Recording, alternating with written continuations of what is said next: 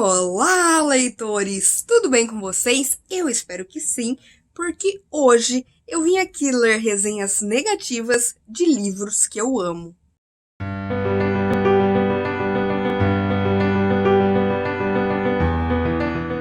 Hoje eu vim assim, de pijaminha, cabelos lavados e hidratados e skincare pronta, porque hoje eu vou precisar de toda a calma do mundo. Eu já vi esse tipo de vídeo circulando aí por todo o Booktube e eu gosto bastante de assistir esse tipo de conteúdo. E esse tipo de vídeo consiste em você pegar aí os seus livros favoritos e ler algumas resenhas negativas de pessoas que não gostaram tanto assim dos livros que você ama. Eu sempre falo aqui, sempre vou reforçar que literatura não é consenso. Nunca vai acontecer de 100% da população amar um livro A e de 100% da população odiar um livro B. Porque nós somos pessoas únicas e cada um tem o seu gosto próprio. Tem muitos fatores que influenciam na hora de alguém gostar de um livro ou não. Não é só a escrita ou a história. Pode ser o momento que a pessoa está passando, pode ser como ela está se sentindo, pode ser algo que aconteceu naquele dia. E no geral, eu sou uma pessoa bem de boa com isso quando alguém não gosta de um livro que eu gosto. Por exemplo, eu não trouxe aqui It, que é o meu livro favorito da vida, porque eu sei que tem muitas críticas e eu entendo. Agora, sempre tem aqueles livros que a gente ama, que a gente acha que são perfeitos, inacreditáveis, que não tem como alguém não ter gostado. E é por isso que eu selecionei 3 dos meus livros favoritos, que eu acho que não tem exatamente nada de errado com eles, e vim aqui ler aí algumas resenhas negativas que eu encontrei lá no Scoob. Vou deixar claro que eu ainda não li essas resenhas, eu fui aí pelas estrelas que as pessoas deram, e também não vou mostrar aqui a foto da pessoa ou o nome de quem escreveu a resenha, porque não cabe. Isso é um vídeo para se divertir e para explorar essa coisa que eu sempre falo de que a literatura não é consenso. E como tem ainda muita coisa pra gente ler e comentar, vamos lá! O primeiro livro que eu decidi selecionar, vocês já sabem, né, que eu amo a Agatha Christie. E o meu livro favorito da Agatha, não tem comparação pra mim, é O Assassinato de Roger Ackroyd. Já vamos começar com esse que disse: Agatha Christie não é pra mim. Isso acontece, gente. Tem muitos livros que são ótimos, mas que a gente lê e percebe que, sei lá, o autor não é pra gente, ou aquele livro não é pra gente, até aí tudo bem. Foi o primeiro livro dela que eu li. Eu posso estar sendo muito crítico, mas não sou fã do gênero de mistério. Ou seja, então a pessoa já foi ali ler um livro que não é a praia dela. Então isso também influencia muito alguém gostar ou não de um livro. Mas tem algo no modo que ela conta a história, não sei necessariamente o que é que me incomoda. Se nem você sabe o que é, aí não tem o que eu possa fazer. Sinto que ela utiliza de umas premissas meio fracas para o andar da história. De fato, gente, a Agatha, ela pega histórias, na verdade, muito simples, né? Tanto que, geralmente, as motivações aí dos crimes são dinheiro ou amor, esse tipo de coisa. São histórias, assim, bem simples. Mas eu não consideraria exatamente fracas, criando situações forçadas e entendimentos rasos sobre os personagens. Vou dizer que eu até concordo que, às vezes, ela coloca umas situações forçadas. Já falei sobre isso, aliás, em outros livros, que às vezes ela utiliza essa coisa meio Deus Ex Machina, muita coisa que depende da sorte, não tanto da investigação. E isso também é uma coisa que eu não amo. Mas eu não acho que isso acontece em O Assassinato de Roger Ackroyd. E isso dos personagens, realmente, em algumas histórias, alguns personagens secundários, eles são, assim, genéricos. Mas, de novo, eu não acho que isso aconteça em O Assassinato de Roger Ackroyd. Sei que é um livro curto, mas gostaria de mais explicações. Mais explicações? Se o livro tivesse 200 páginas a mais, talvez o meu incômodo fosse cessado. Gente, mas eu acho que ele explica tão bem. Sempre tem, né? Histórias com o Poirot. No final, ele sempre faz aquela reunião, né? Traz todo mundo ali pra casa dele, ou pra qualquer lugar que ele possa reunir as pessoas, pra explicar exatamente o que aconteceu, qual foi o método que ele usou e como ele chegou a essa conclusão. E eu acho que aqui ele faz isso de forma, assim, perfeita. Ainda assim, recomendo a todos que ao menos tentem dar uma chance. Eu tentei e, infelizmente, a Agatha Christie não é pra mim. Então, tá tudo bem, tá tudo bem. A pessoa tentou e viu que simplesmente não era pra ela. Agora vamos ler outra. Olha a audácia A audácia da pessoa. Poderia ser melhor. Esse é considerado, majoritariamente, o melhor livro da Agatha Christie já escrito. Venho, por meio desta resenha, contrariar todos os leitores da obra de Agatha Christie. Fato. Acredito eu que tive o desprazer de ler uma história fraca de uma autora tão aclamada no mundo da literatura, porém isso não me impede de opinar. Gente, eu fico surpresa sempre que alguém... Aparentemente, existem pessoas que acham que essa história é fraca, e isso eu vou dizer que me choca. Não vou mentir. A história de Roger Ackroyd, um homem rico de uma pequena cidade inglesa, deixa a desejar em todos os aspectos da sua construção. A história de vida do mesmo não é apresentada, contada ao leitor de maneira aprofundada. A questão não é... O personagem principal não é o Roger Ackroyd. O Roger Ackroyd, ele é basicamente uma ferramenta para juntar todos os outros personagens e ter essa investigação de por que ele teria sido assassinado. Não tem detalhes da vida do Roger Ackroyd porque não é importante. Os relatos apresentados pela autora dos outrem, seu filho adotivo, empregados, amigos, cunhada e sobrinha, que faziam parte da vida de Roger, são rasos e carentes de emoção e aprofundamento. De novo, gente, a gente tá falando de um livro de mistério, a gente não tá falando de um drama familiar nem nada assim. O ponto principal dessa história vai ser a investigação.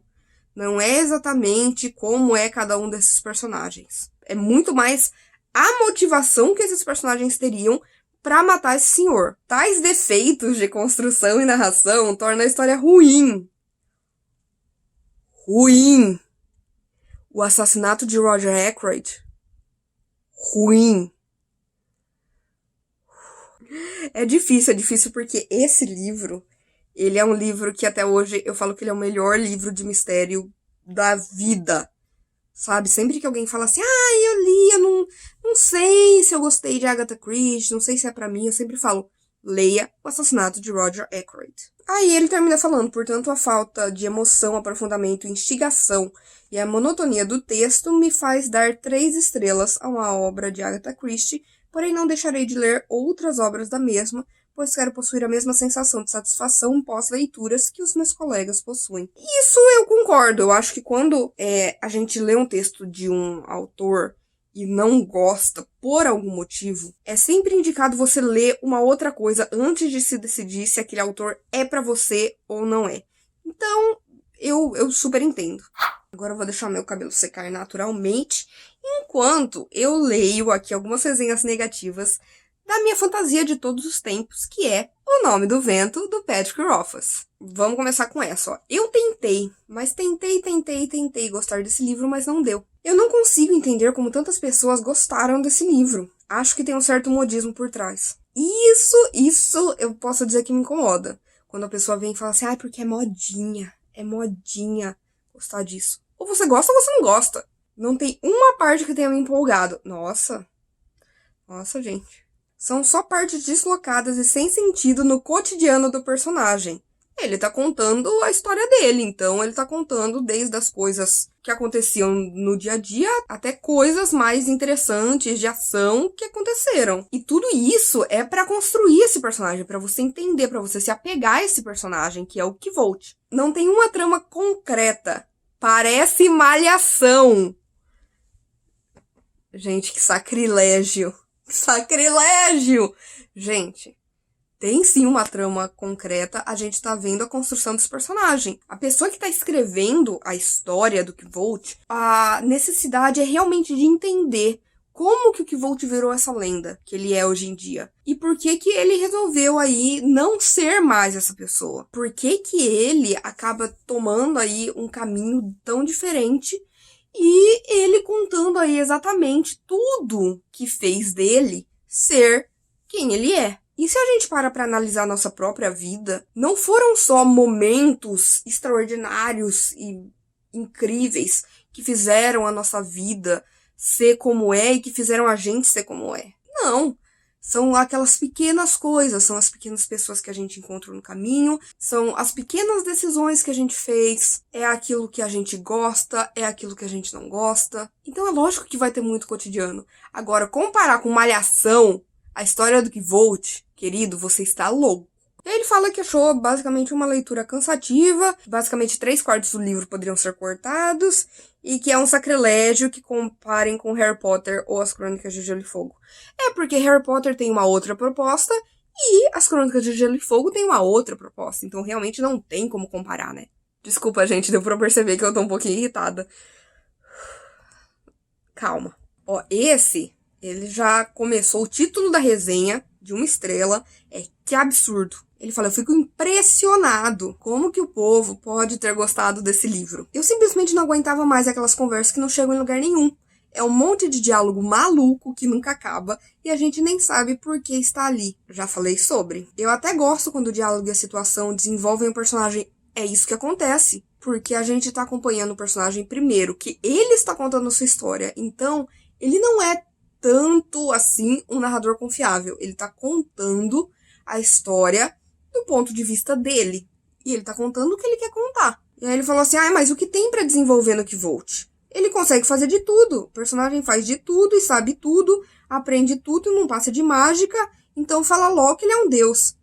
Gente, realmente o Kvolt, ele tem uma facilidade, mas isso não faz dele um deus. Você vê aqui tantos defeitos, você vê tantas coisas que acontecem com ele, porque ele tem os seus momentos de insegurança, ele tem os seus momentos de medo, ele tem os seus momentos de fracasso. Ele não é um deus. No fim não acontece nada. Nada.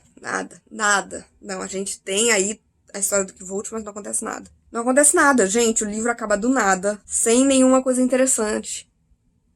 Porque você tem que entender que esse é um livro dividido, na verdade, em 3 partes. É uma trilogia. Tanto que é As Crônicas do Matador do Rei, dia 1. Porque ele fala que ele precisa de 3 dias para contar a história dele. Então, cada livro equivale a 1 dia de histórias que ele vai contar. Então, é lógico. Termina com ele, olha, contei até aqui, amanhã a gente continua. Essa é a proposta do livro. Li 700 páginas pensando que ia acontecer alguma coisa. Sabe o que o Kvolt me pareceu? Um daqueles personagens alter ego que crianças de 13 anos escrevem. Porque ele é o herói dessa história. Ele é o protagonista. Então a história vai ser sobre ele e sobre as coisas boas e ruins que aconteceram na vida dele. Ou você entra nessa jornada e embarca nisso, ou realmente faz sentido não ter gostado. Ó, esse falou assim, um mundo maravilhoso, um autor chato. Ele fala que O Nome do Vento tinha tudo para ser uma grande obra, com grandes personagens e um vasto mundo. Só não contava qual é a incompetência do seu autor, que com uma escrita extremamente chata e prolixa, tornou a história do Kvolt uma aventura dura de ser lida. Gente, eu acho a escrita do Pat Rothfuss uma das mais bonitas que eu já li na minha vida. Porque é muito poética, é muito bonito a maneira como ele vai contar a história do Kvolt. Aí ele vai falar aqui que tem um romance tosco, sei que é um romance, isso eu concordo, que é difícil das pessoas gostarem. Eu não gostei da primeira vez que eu li. Na segunda vez eu entendi o propósito do romance que vai ter aqui. Descrição de cenas desnecessárias e cansativas. Pat Rothfuss colocou a perder o que poderia ser uma grande narrativa com seus excessos literários. Mas também eu posso dizer que isso é gosto. Tem gente que gosta de uma escrita mais floreada e tem gente que gosta que o autor vai direto ao ponto. A ideia em si é muito boa, um herói que às vezes é vilão, cuja personalidade é difícil de ser compreendida. O livro é repleto de elementos interessantes que são maltratados pelo autor, de maneira que você, em determinado momento, vai querer a todo custo terminar de lê-lo, que definitivamente não caracteriza uma grande obra.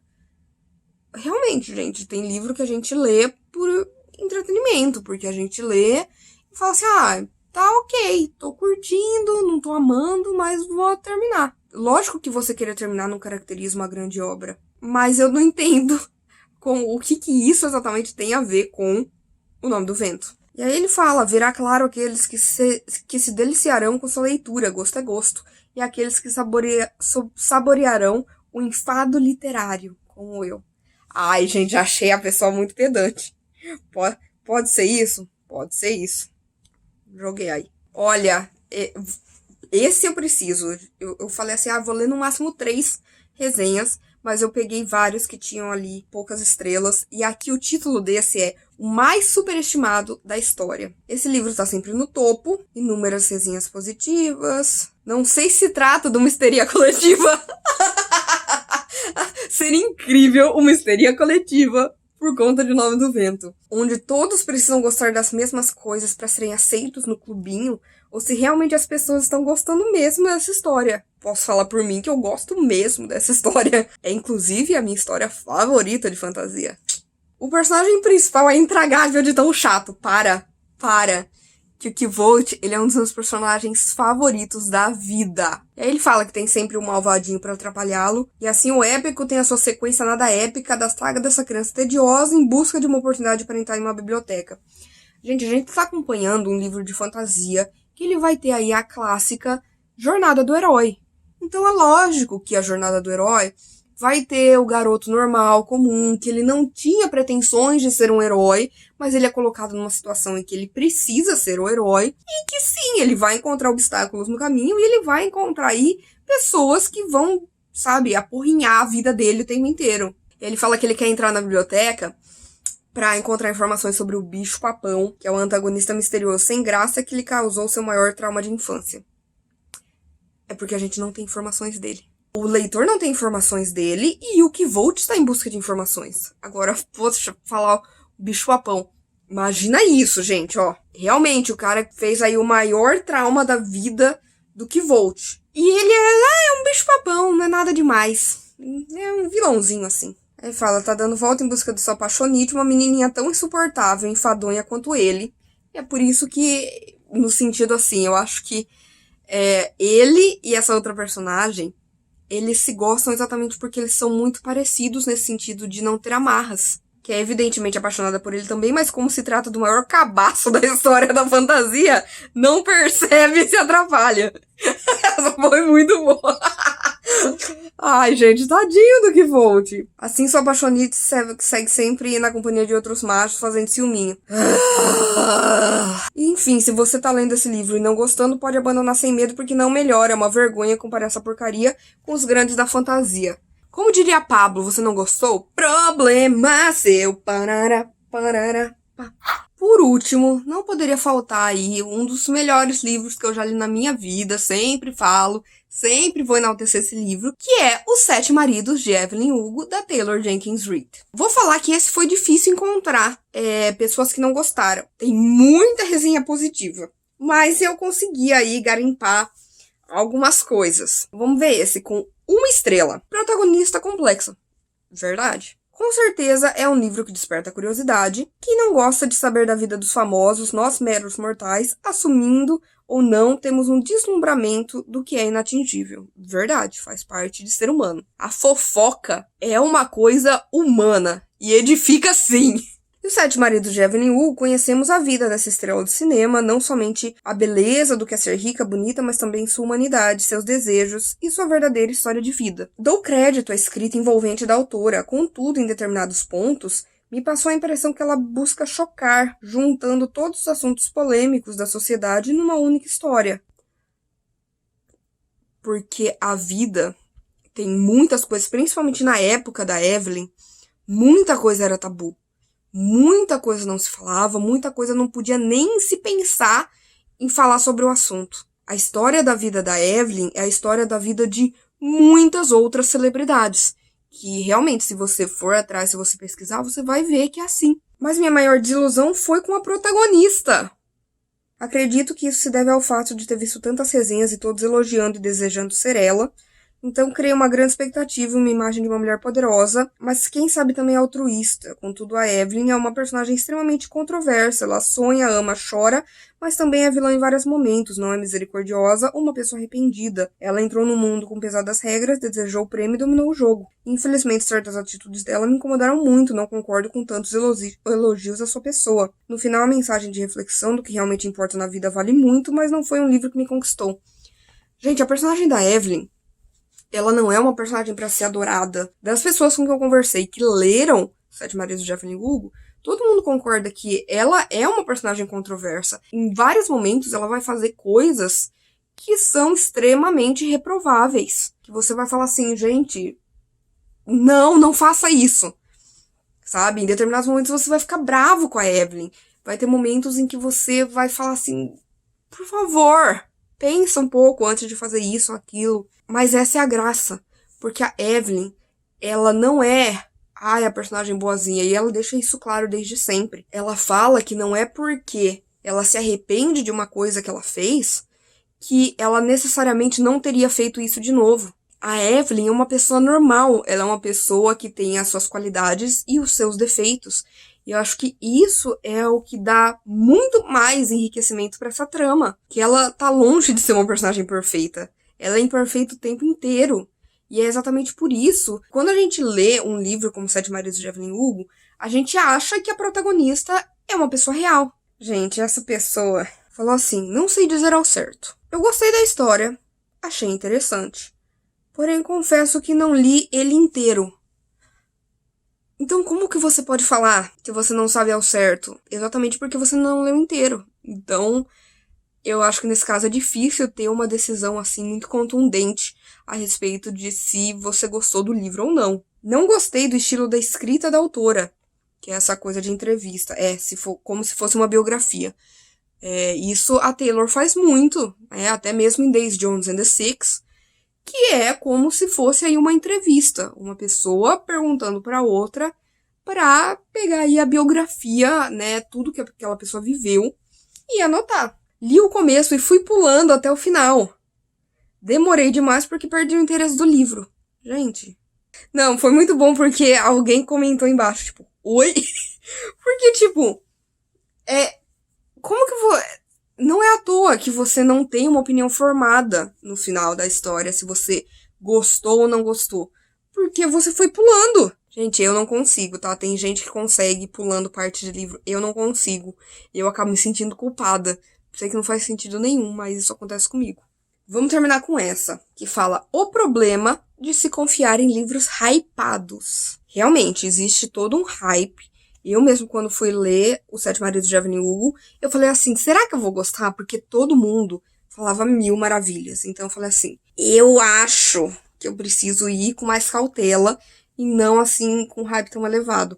Mas, pra mim, vale todo o hype. O livro basicamente vai contar a vida de Evelyn Hugo, mostrando sem censura tudo que ela teve que fazer para crescer no mundo artístico de Hollywood. Para isso, ela contratou a Monique, uma jornalista, para escrever sua verdadeira história. E aí aqui a pessoa vai falar sobre alguns pontos que afetaram a relação, né, com o livro. Primeiro, a construção dos personagens. A autora se preocupou tanto com a construção da Evelyn que acabou se esquecendo de outros personagens, principalmente da Monique, que é a jornalista. Em diversos momentos senti falta de uma personalidade autêntica vindo deles. Todos parecem uma versão modificada da Evelyn e eram sempre influenciados por ela. Isso é porque conforme a gente vai lendo a história, a gente vê como a vida de todo mundo que de alguma forma estava conectado com a Evelyn foi sendo modificada, de como a Evelyn de fato influencia essas pessoas. E, gente, se a gente parar pra olhar pra nossa vida, a gente influencia outras pessoas e outras pessoas influenciam a gente. A Monique não aparece tanto na história, mas é porque ela não é a protagonista.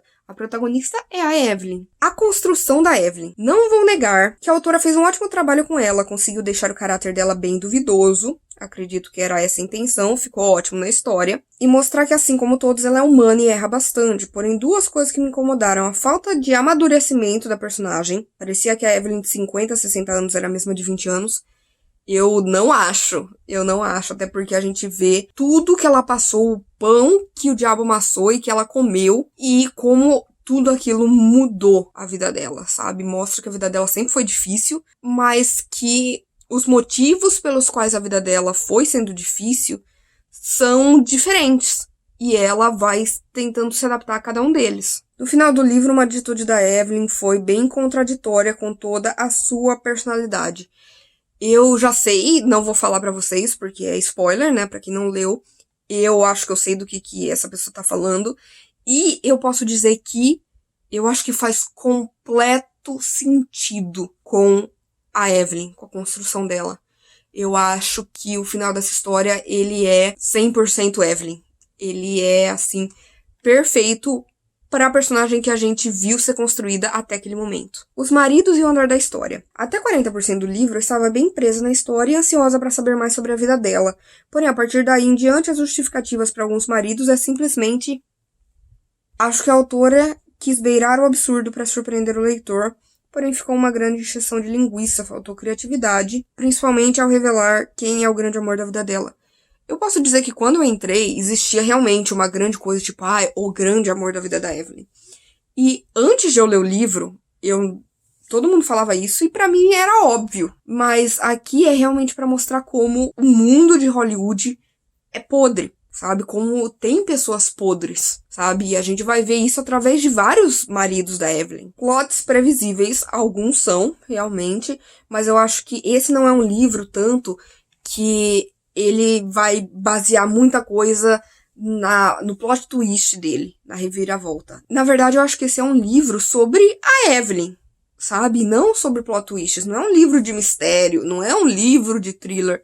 É um drama. Então, pra mim é ok ser previsível. O formato do livro, mais uma pessoa que não gostou dessa coisa